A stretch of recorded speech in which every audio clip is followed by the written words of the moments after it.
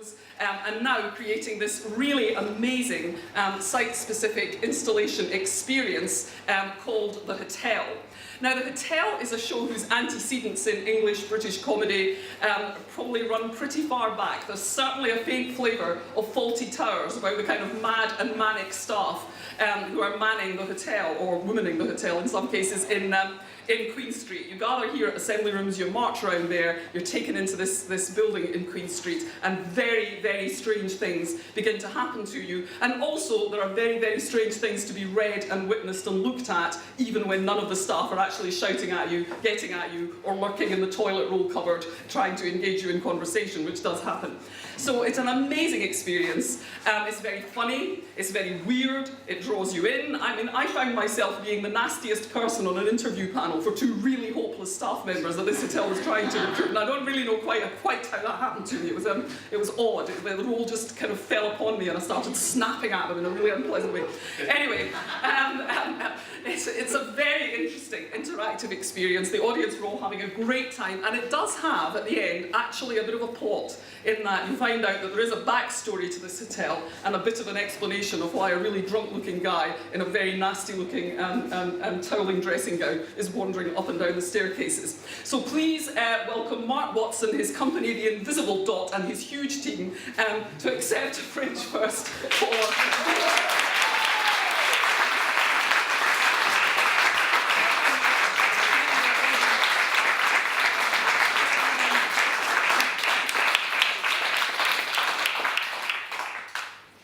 Thank you. I sort of wrote and had most of the, or some of the ideas for this sort of strange, baffling undertaking.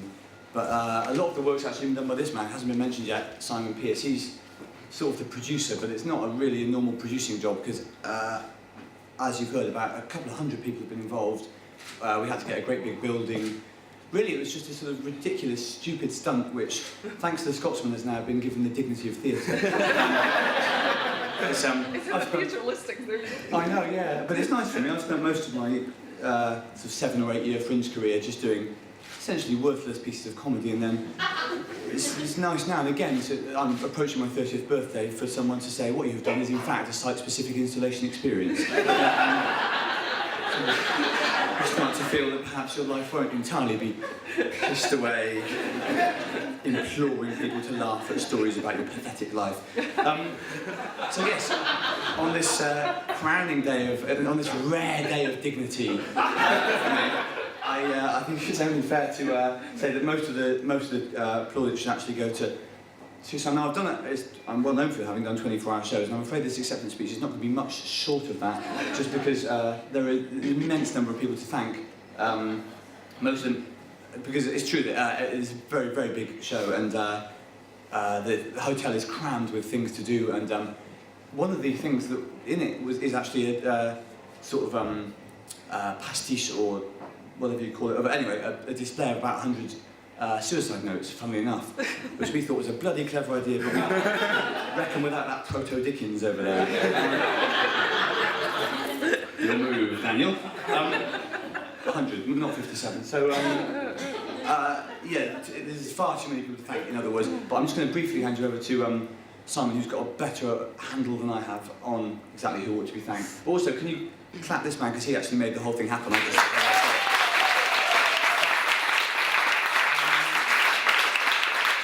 There's just far too many people to thank, but I'd like to particularly thank Assembly, Bex, Andrews, who did our set design, 20 volunteers who came up and built our set for no money in July, and our cast of just loads who came up and did it on a punt, and they were amazing. Yeah, that's it. That's amazing. Baba Brinkman's beautiful rap guide to evolution, playing at the Gilded Balloon. This is a solo show, and of course Baba's whole kind of performance is rooted in the world of rap, and he does do rap shows apart from this, you know, around the festival. He was at the Forest Fringe the other night. But this is a very serious text, which according to Baba has actually been peer-reviewed by many, many scientists to make sure that everything in its rhyming text is really scientifically accurate, which both celebrates the achievement of Charles Darwin in generating the origin of species, which of course was first published 150 years ago this year, and also tries to deal with some of the ways in which the origin of species is understood and misunderstood, and the whole theory of evolution is understood and misunderstood in our world now. And it's actually a very, very important central theme. It deals with these issues about the uses and abuses of religious faith. It deals with issues about the uses and abuses of ideas about biological determinism, you know, that everything we do is determined by our genes. And it does so in a really brilliant comic spirit. It's good-hearted, it's deeply intelligent, and it is absolutely the kind of show that we need now. So Baba, come up and accept your Fringe First Award for the last night.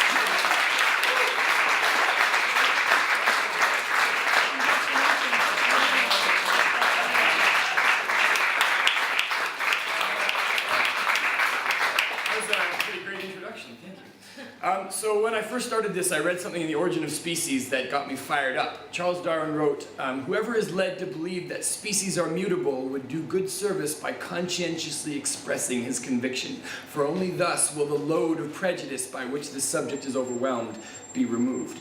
Darwin wrote that in 1859. How much prejudice is there still around his theory? But one thing that occurred to me at that time is rap is a great way of expressing conviction. So that's what I tried to do with the show, is express my conviction. And just as an example of how much prejudice there still is, when I was working on the show, a news report came out in Canada. The headline was, "Science Minister Refuses to Affirm Belief in Evolution." And an interviewer had spoken to the Minister of Science in Canada and said, "What do you think about evolution?" And he said, "Questions about my religious beliefs are inappropriate."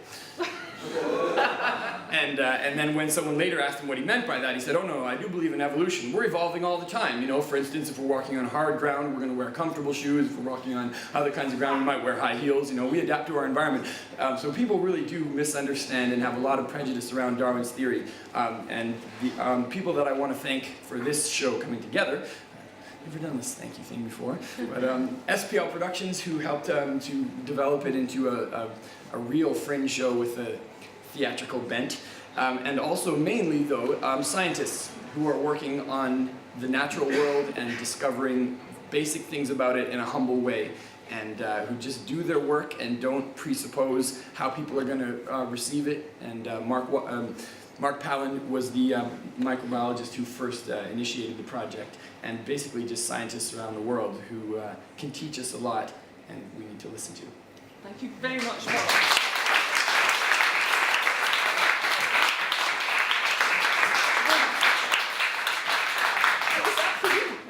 Yeah, it's very inspiring stuff, and yeah, absolutely brilliant. Well done. What am I going to say?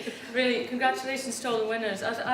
I don't know if it's just me, but I feel like this year is just, there's absolutely brilliant stuff. It's crossover stuff, people working in different mediums haven't done before. I think it's an absolutely brilliant year on the Fringe, and I'm trying to get and see as many shows as possible. I'm going to see Orphans at the Traverse this afternoon, just off to the Book Festival, see Al Kennedy. There's just so much fantastic stuff on, and you know, congratulations for all your hard work, everybody, and all the best. Thank you.